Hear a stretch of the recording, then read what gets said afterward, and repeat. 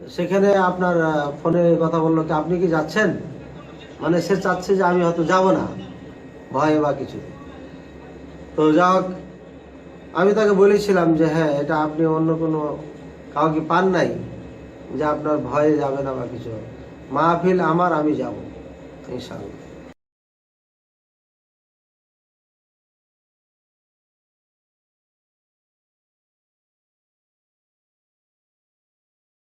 Phone করেছেন, খুব ভালো হলো।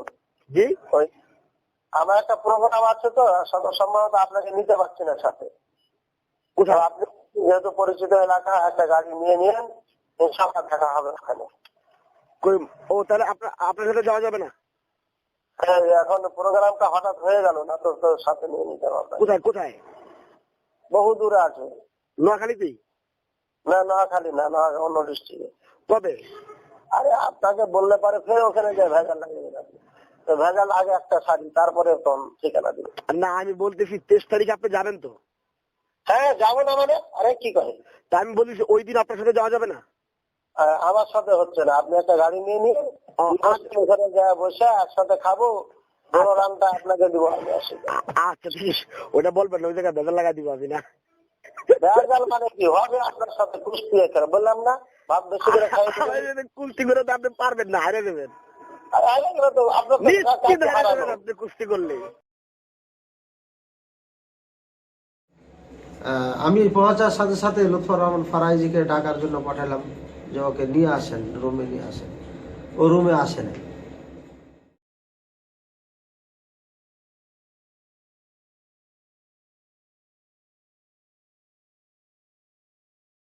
সালাম আলাইকুম রহমতুল্লাহ। হ্যাঁ সাহেব, আমি তো চলে আসছি।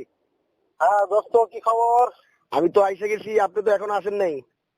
তাই? আরে আপনার তো কলিজাটা অনেক বড়, বুঝেন না? হ্যাঁ, আপনার কলিজাটা তো অনেক বড়, আমি একটু বড় করে আইতেছি। আচ্ছা আচ্ছা ঠিক আছে। এখন কি তাহলে আজকে দেখা হবে না? আরে দেখা হবে না মানে? আচ্ছা আপনি ঠিক আছে। ঢাকায় থাকেন না, না না বাংলাদেশের বাইরে কোথাও? না না, ঢাকায় না, সেটা বলছি। আজকের মাহফিলে আসতেছেন তো? আপনি কোথায় বলেন? আমি মাহফিলে চলে আসছি। হ্যাঁ, ওয়াজ করতেছেন না করে ফেলছেন? না না, করি নাই, আপনার অপেক্ষায়। দেখা হবে, একসাথে খাওয়া দাওয়া করবো, তারপরে এনে বয়ান। তাই? খাওয়া দাওয়া করতে করতে মারামারি লাগবেন না তো? আমি কি বাড়াবাড়ির কথা বলছি? বাড়াবাড়ি করবো কেন ভাই? আচ্ছা আচ্ছা আচ্ছা, আসেন, ইনশাআল্লাহ কথা হবে। ঠিক আছে ঠিক আছে ঠিক আছে। আপনি কি এখনো মানে কাছাকাছি আসেন নাই?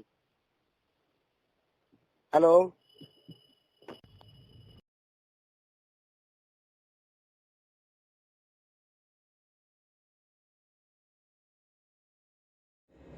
তারপরে আপনার আরো বরঞ্চ করেছে কি, মসজিদে বসেছিল, মসজিদে কয়েকদিনই ভাই নামাজ পড়েছে, বুকে হাত বেঁধে রফালাদিন করেছে, ওদেরকে নিয়ে তিরস্কার করে এখানে হই শুরু করে দিয়েছে, মার অবস্থা, শুধু সালাত পড়া দেখে।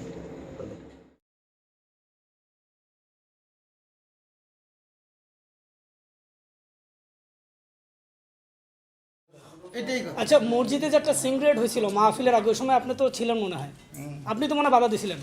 তো ওইখানে কি মানে কেউ রফিদান করছে বা বুকে হাত বাঁধছে, এই জন্য কি তাকে মারধর করা হয়েছিল? মসজিদে যারা বুকে হাত বেঁধে নামাজ পড়তেছিল বা হাত উঠে নামাজ পড়তেছিল, তাদের কি মারধর করা হয়েছিল? মসজিদের ঘটনা হলে এটা সাধারণ বাড়ির শত্রুটা আনি আমার মাহফিলের ভিতরে ঢুকে। অথচ উনি বলছে মসজিদে নাকি মারধর করা হয়েছে। আপন তাদের হাতারে বিয়ে করাইছে, এটা পারিবারিক শত্রুতা আনি মাহফিলের ভিতরে। অথচ উনি বলছেন এটা এই নামাজ নিয়ে মারা হবে। এটা তো প্রকাশ কথা করে। এই তো ভিডিওতে কইছে এই কথা যে আরে আমার কথা ওই লোক দিকে হে হলো তার মাথা চাপাতি যায়, আপন চাপাতি যায়, এতে বিয়ে করাইছে, এটা পারিবারিক।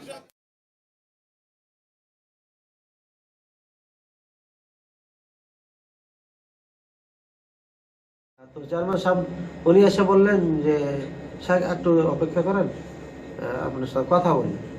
তো উনি আমার হাত ধরে কান্নাকাটি শুরু করলেন, একেবারে কাঁদতে লাগলো আর জোর হাত করে ক্ষমা চেতে লাগলো যে আপনি মনে কিছু নিয়েন না, আমি আপনাদেরকে নিয়ে এসেছিলাম যে দিনের কথা শুনবো, জানবো কি রহস্য রয়েছে, কেন আমাদের দেশের সাথে আপনাদের কথা মিল খাচ্ছে না, কোনটা সত্য মিথ্যা, এটা তো একটু ডাইরেক্ট শুনবো, জানবো। এতদিন তো পৃষ্টিভিতে দেখেছি, বক্তব্য তো সেদিকে দেখেছি, কিন্তু ডাইরেক্ট জানার সুযোগ হয়নি। তাই ডাইরেক্ট আপনাদের ব্যবস্থা করছিলাম, কিন্তু দুঃখের বিষয় পারলাম না। লাঠি সোডা অস্ত্র নিয়ে তারা আসছে, অনেক লোকজন নিয়ে এসছে, পুরা স্টেজ সহ মাহফিল গোটায় চারিদিক ঘেরাও করে ফেলেছে। কাজে এই মুহূর্তে আপনার ওখানে না যাওয়া উচিত হবে। আমরা আপনাকে নিয়ে এসেছি, সম্মানী ব্যক্তি সম্মানের সাথে আপনাকে রেখে পৌঁছায় দেওয়া আমাদের দায়িত্ব। সুতরাং আমরা ওখানে যাচ্ছি না, আমরা যা বলার ওখানে বলে আমরা স্থগিত করে দিচ্ছি।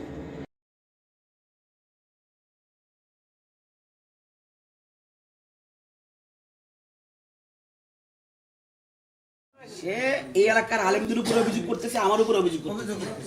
আপনি গিয়া তার কাছে বলছেন, আপনি তার কাছে গিয়া বলছেন এই এলাকার আলেম ওলামা 150 লোক অস্ত্র শস্ত্র গোলা বারুদ নিয়ে মাহফিল ঘেরাও করে মানে ই করে রাখছে। আপনি বলছেন কথা বলি না।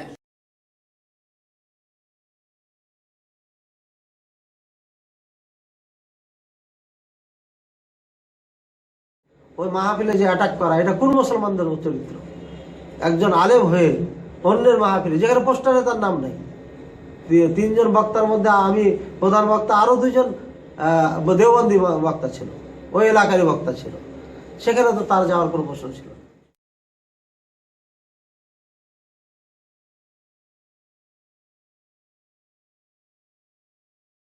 এবং কর্তৃপক্ষ তাকে বলেছে যে আমরা এটা দিন শিখার জন্য দিয়েছি, আপনি যেটা পারবেন দিনের মধ্যে দিনের কথা বলবেন, শিখবো, আমরা জানবো। আর ওনাকে দাওয়াত দিয়েছি, হ্যাঁ, ওনার থেকে আমরা দিন সম্পর্কে জানবো, শিখবো।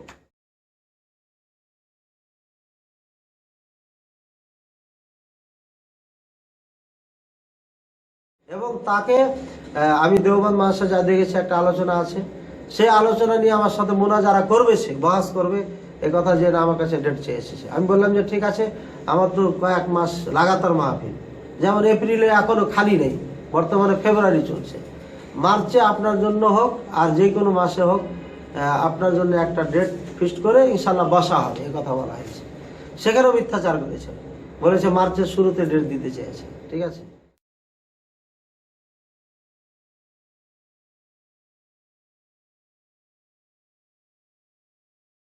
চ্যালেঞ্জ করছেন না আমাদের সাথে, চ্যালেঞ্জ তো করছেন। সেই হিসাবে আমি আপনার চ্যালেঞ্জ একদম ইসের সাথে কবুল করলাম। আচ্ছা, অসুবিধা নাই ইনশাআল্লাহ। কবে কবে বসবো বলেন? আপনি তারিখ আপনি নিজে নির্দিষ্ট করেন এবং আপনার বাসায় বসবো, যেখানে নিরাপদ। হ্যাঁ হ্যাঁ, বাকি এতটুকু তো সত্য আপনি- আমাদের কথোপকথনটা আমরা ভিডিও করবো। আচ্ছা, অসুবিধা নাই, ভিডিও হবে, হ্যাঁ রেকর্ডিং হবে, সবই হবে। হ্যাঁ, তারিখ বলেন তবে- কবে বসবো?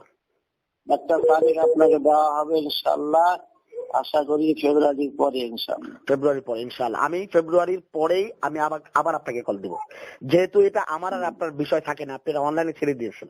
আপনার এই ভিডিওর মাধ্যমে অনেক মানুষ মানে আমাদের দৃষ্টিতে বিভ্রান্তিকর অবস্থায় পড়তেছে আপনাদের নিজস্ব ব্যাখ্যার কারণে। না, আপনারা যদি বলেন যে ভাই এগুলো ঠিক ভুল আছে, যেমন চরমনায় বিশ্বাস, আমি কিন্তু আপনাকে ওই আমি বিষয় আপনাকে থেকে বলি। জি বলেন। আপনাকে বলি, দেখেন, ওলামায়ে দেওবন্দ যে ভুল বলে যাচ্ছে সেটা আপনি নিজে জানেন, এটা অস্বীকার করতে পারবেন না।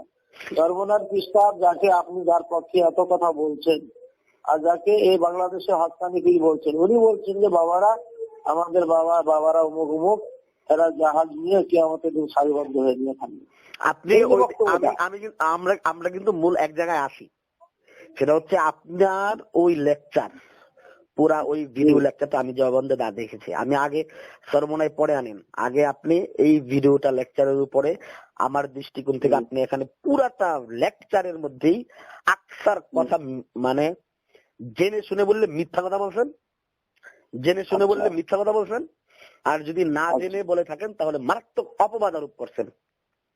এটা আপনি যখন চ্যালেঞ্জ করছেন আমি সেই চ্যালেঞ্জটা কবুল করলাম। আপনি বলছেন সেই সময়টা বলবেন, আমি আপনার জন্য কিন্তু ফেব্রুয়ারি পর্যন্ত অপেক্ষা করবো ইনশাআল্লাহ। আমি ফেব্রুয়ারি শুরুতে আমি আপনাকে কল দিব।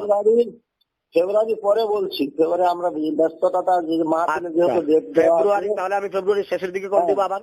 ফেব্রুয়ারির পরে আপনার সাথে কথা বলবো এবং দেশ শেষ করবো ইনশাআল্লাহ। আচ্ছা, আমি ফেব্রুয়ারি শেষের দিকে আমি আপনাকে কল দিব আবার ইনশাআল্লাহ। ঠিক আছে, ভালো থাকবেন, আমার জন্য দোয়া করবেন, আপনার জন্য আমি দোয়া করি।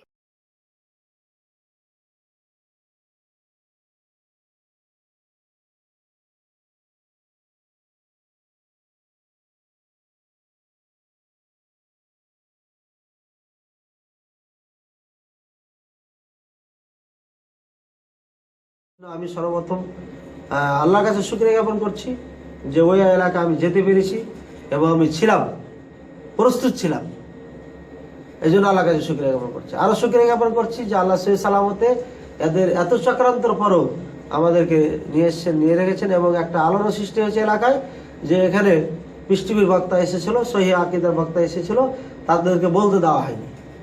এটা সাধারণ মানুষও আফসোস করেছে।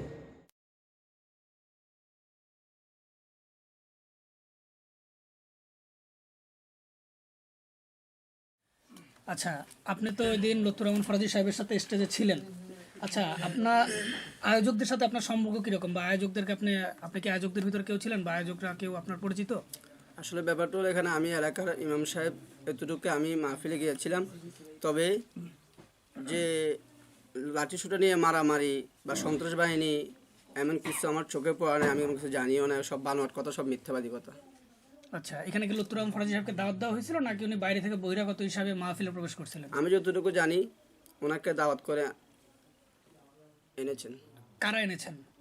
যারা মাহফিল করেছেন তারা এনেছেন। মানে মাহফিল ইন্তজামিয়া কমিটি ওনাকে দাওয়াত করে এনেছে? জি জি জি জি। আচ্ছা, সেখানে কি লুৎফর রহমান ফরাজি সাহেব রেফারেন্স ব্যতীত কোনো কথা বলছিলেন? না, উনি স্বয়ং একেবারে সব দেখাই দিয়েছেন নিজে হাতে ধরে।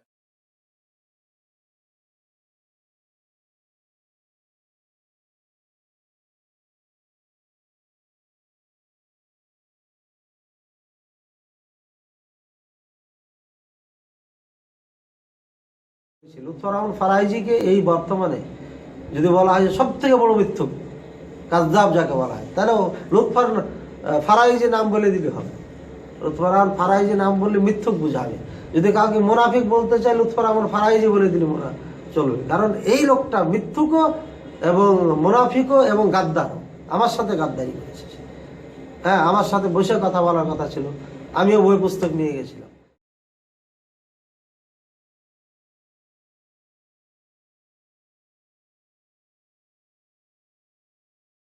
والله